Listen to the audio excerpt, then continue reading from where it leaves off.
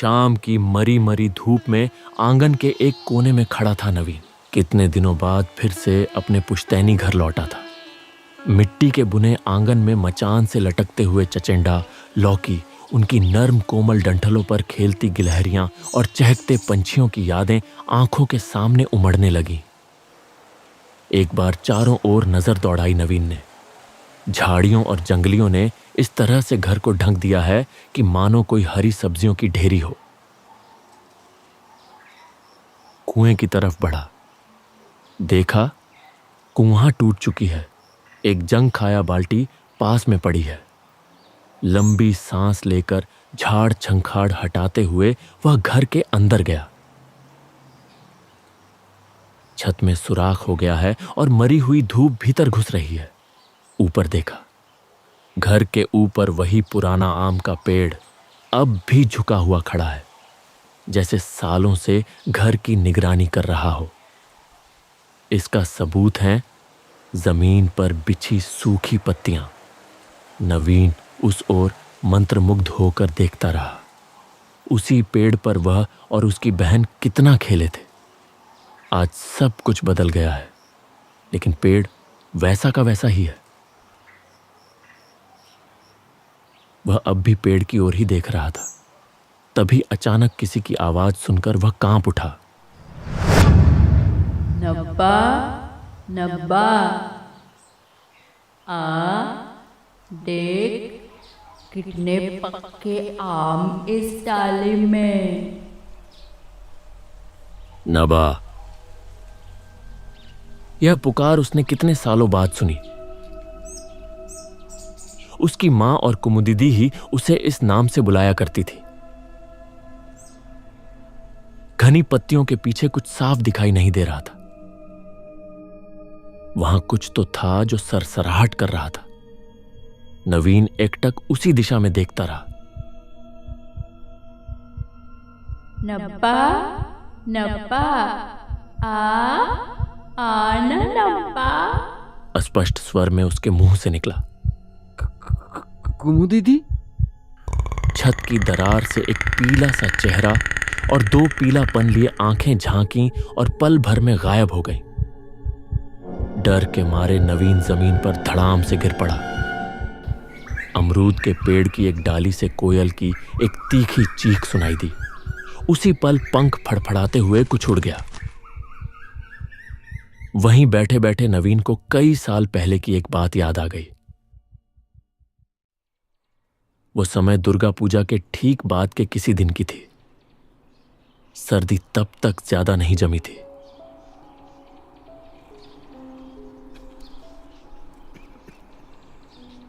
उस दिन नवीन की नींद सुबह सुबह ही खुल गई थी।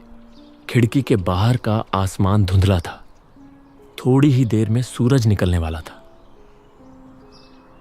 खाट के पास सिकुड़ी हुई सोई थी कुमुदिदी। सुबह उसे देखते ही नवीन को खींच होने लगी थी। कुमु नवीन से 5 साल बड़ी थी, मगर उसकी लंबाई किसी 7-8 साल की बच्ची जैसी ही थी। बचपन की किसी बीमारी के बाद उसका कद बढ़ा ही नहीं। बोलते समय उसकी जुबान अक्सर लड़खड़ा जाती थी। नवीन और उसकी मां के अलावा कोई उसकी बात ठीक से समझ नहीं पाता था। कुमु को नजरअंदाज करके नवीन कमरे से बाहर आ गया। उनके घर से बाहर निकलकर दाईं ओर एक बड़ा सा तालाब था, जिसे गांव के लोग भूतनी का तालाब कहा करते थे। जब बचपन में रात को नवीन सोने में आनाकानी करता, तब उसकी मां उसे डराकर कहती थी, सो जाओ, नहीं तो तालाब की भूतनी आकर लेकर जाएगी। डरे सहमे बच्चे ने मां से पूछा था, पानी वाला भूत क्या करता है माँ? पानी के नीचे वो रहती है। कभी कभी वो पानी से निकलकर इंसान को लेके चली जाती है, फिर पानी में डुबो के मार डालती है, और वो मरे हुए लोग भी भूत बन जाते हैं। नवीन डरते डरते पूछता, लक्ष्मी चाची को क्या भूत ने मार डाला? लेकिन मां कोई जवाब नहीं देती। नवीन जानता था उनके पड़ोस की नई बहू लक्ष्मी काकी की लाश उसी तालाब में तैरती मिली थी। उसके फूले हुए शरीर पर गले के चारों ओर नीले से निशान थे। यह खुद नवीन ने देखा था, गांव के और भी कई लोगों ने देखा था, मगर कोई कुछ नहीं बोला। कुछ दिनों के लिए चंडी मंडप के आंचलों की ओट से फुसफुसाहटें उठी थीं। उसके बाद से तालपुकुर का पानी कोई इस्तेमाल नहीं करता था। सब कहते लक्ष्मी की आत्मा मरने के बाद भी वहीं पानी में भटक रही है। पानी के किनारे खड़ा होकर नवीन इन्हीं बातों को सोच रहा था। इधर उधर से टूटी हुई कुछ सूखी पत्तियां टपाटप करके तालाब में गिर रही थीं और उस शांत पानी में हल्की हल्की लहरें उठा रही थीं।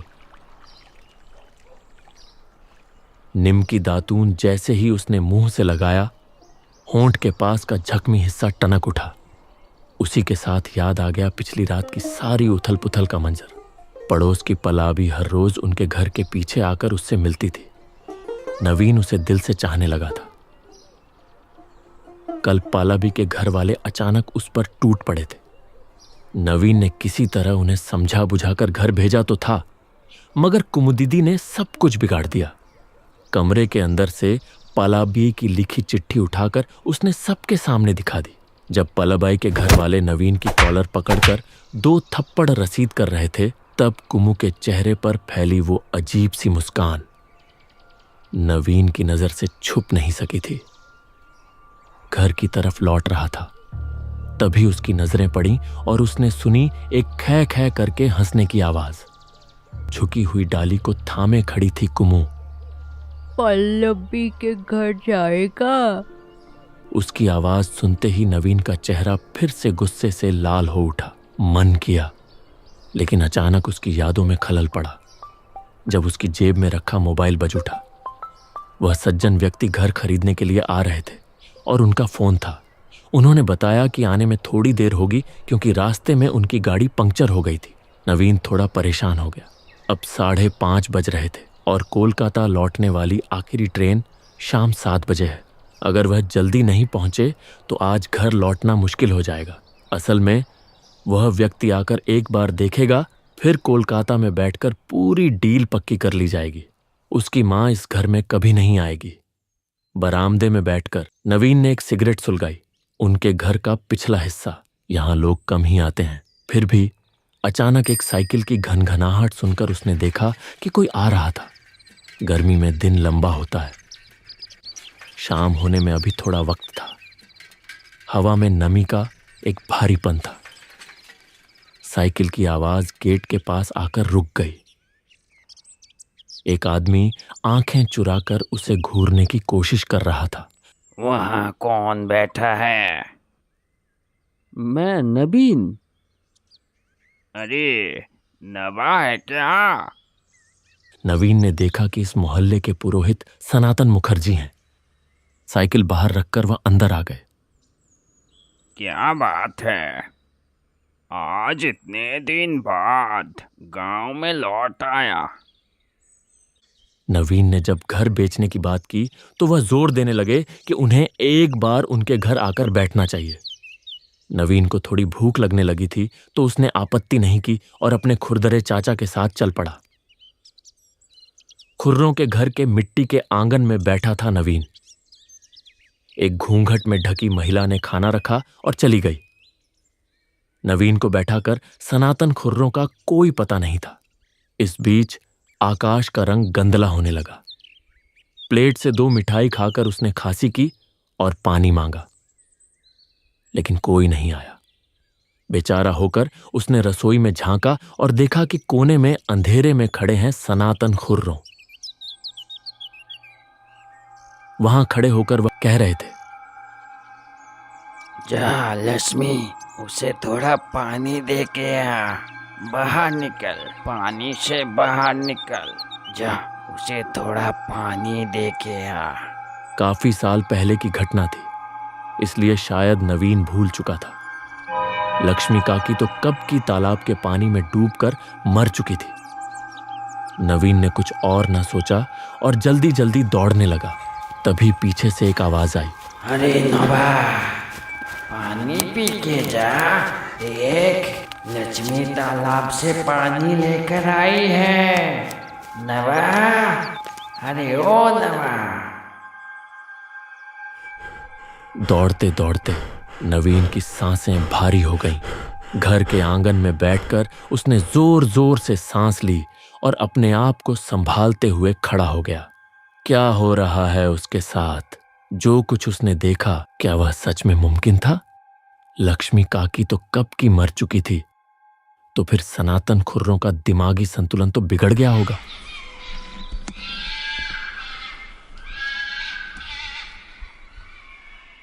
उसके सिर के पीछे घास की छत पर जैसे तक्षक ने आकर आवाज दी। नवीन को याद आया जब कुमु दीदी का फूला हुआ शरीर आंगन के बीच में रखा था और घर के सामने लोग इकट्ठा हो गए थे, तब भी कोई अंदर जाने की हिम्मत नहीं जुटा सका था। उस दिन उसकी मां बार बार बेहोश हो रही थी।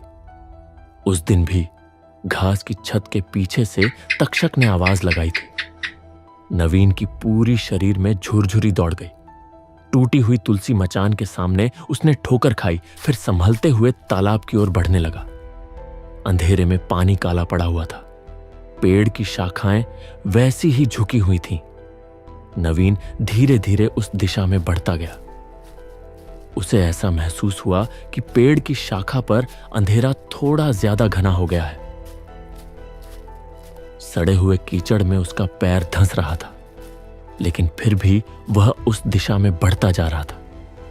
हाथ से उस अंधेरे को छूने की कोशिश की। जैसे ही हाथ बढ़ाया, उसे एक गीला एहसास हुआ। कुछ सोचते हुए कि उसने धक्का दिया और झपाक से पानी में कुछ गिरा। हाथ पांव फेंकते हुए अंधेरा घुटने लगा। नवीन गिरकर बाहर खींच लिया गया। उसे बहुत साल पहले की घटना याद आ गई। उस दिन सुबह सुबह कुमु उसके पीछे पीछे बाहर निकली थी। पेड़ की शाखाओं पर झुकी हुई खड़ी थी। नप्पा पल्लवी के घर जा रहा है। अब और सहन नहीं कर सका नवीन। एक झटका देकर वह दौड़ते हुए वापस आ गया। डर के मारे अपनी मां से कुछ नहीं कह सका। पूरे गांव में अपनी मां को लेकर कुमुदिदी को ढूंढता रहा। शाम को भूतनी का तालाब के पानी में कुमु का शरीर तैरता हुआ नजर आया। फिर नवीन वर्तमान में लौट आता है। तालाब के पानी से वह अदृश्य आवाज फिर से सुनाई दे रही है।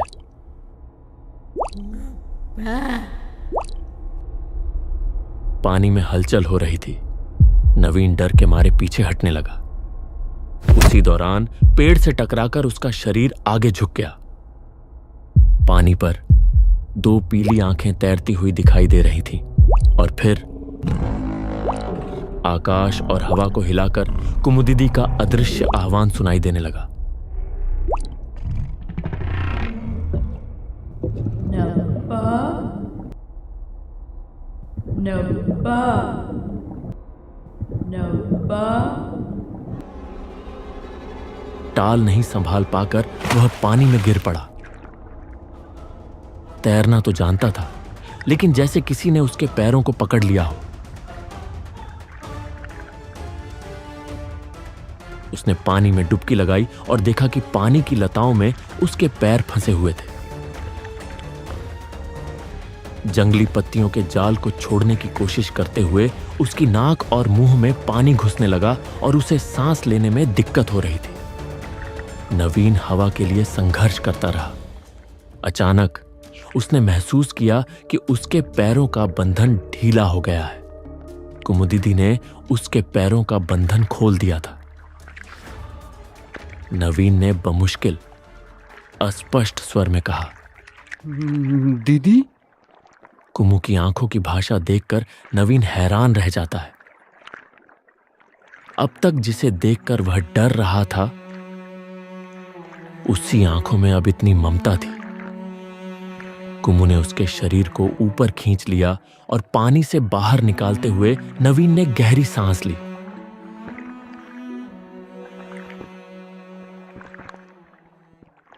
भाई मुझे गलत मत समझना, पल्लवी अच्छी लड़की नहीं थी।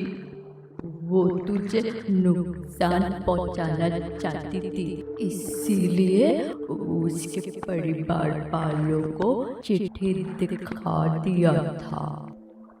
कुमू की आवाज सुनकर नवीन चौंक कर उसकी ओर देखने लगा। वह आवाज उसने कितने दिनों बाद सुनी थी। नवीन को याद आया उस घटना के 6 महीने बाद कोलकाता के घर में पल्लवी के काका उसके पीछे आए थे। पल्लवी किसी लड़के के साथ भाग गई थी और उसके बाद उसका कोई पता नहीं चला। दोनों हाथ फैलाकर उसने कहा, लौटा दीदी। उस दिन मैं गलती किया था। लौट के आ जा दीदी। उस दिन बहुत बड़ी गलती कर दी थी।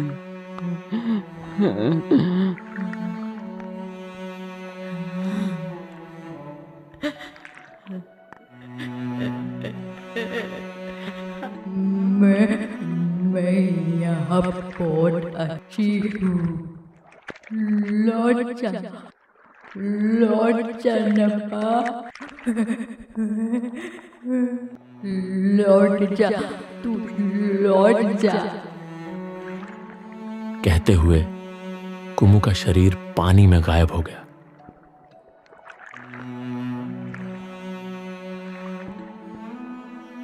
भीगे और थके हुए शरीर को खींचते हुए नवीन स्टेशन की दिशा में बढ़ने लगा।